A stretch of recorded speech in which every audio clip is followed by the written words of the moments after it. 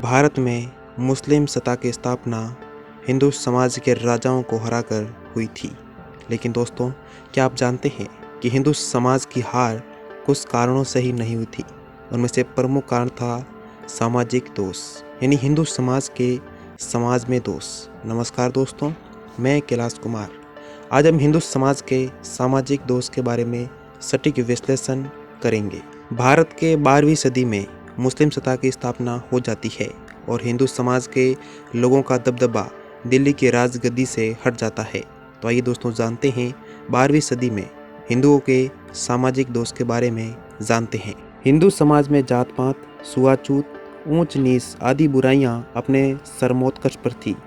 समाज का नेतृत्व ब्राह्मणों के हाथ में था और जाति व्यवस्था में उनकी श्रेष्ठता राजपूत शासकों ने भी स्वीकार कर ली।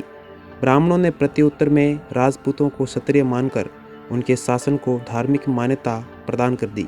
इस प्रकार धर्म और शासन दोनों असमानता पर आधारित सामाजिक व्यवस्था को आश्रय प्रदान किए हुए थे।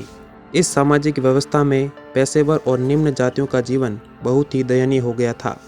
इस प्रकार की स्थिति में व्यक्तिगत उन्नति का मार्ग अवरुद्ध हो गया और बहुसंख्यक लोग उस शिक्षा तथा सैन्य प्रशिक्षण से वंचित रह गए।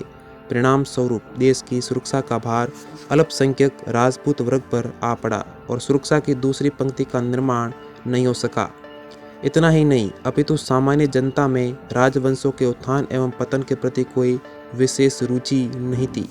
राजपूत जाति जिस पर युद्ध और रक्षा का दायित्व था, उपजातियों में विभक्त थी और सामंती प्रथा के कारण उसमें भी ऊंच नीच की भावना विकसित हो चुकी थी। उच्च कुलीन राजपूतों में अभिजात्य का झूठा घमंड घर कर गया था और वे लोग अपने कुल की कीर्ति तथा आत्मसम्मान के नाम पर युद्ध करना अपने जीवन का पवित्र कर्तव्य समझते थे। कुल कीर्ति की झूठी मर्यादा में विश्वास करने वाले राजपूत सामंत आपस में संगठित होकर तुर्कों का मुकाबला नहीं कर पाए और वे परास्त हो गए।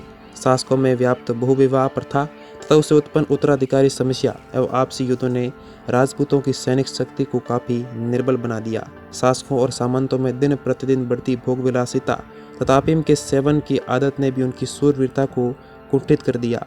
शारीरिक शक्ति और नैतिकता को खोकर राजपूत तुर्कों के सम्मुख टिक नहीं पाए। हिंदू समाज की जाति व्यवस्था ने अधिकांश सामान्य जनता को राजनीतिक अधिकारों से वंचित रखकर उसे देश की राजनीति और भाग्य के प्रति उदासीन बना दिया था।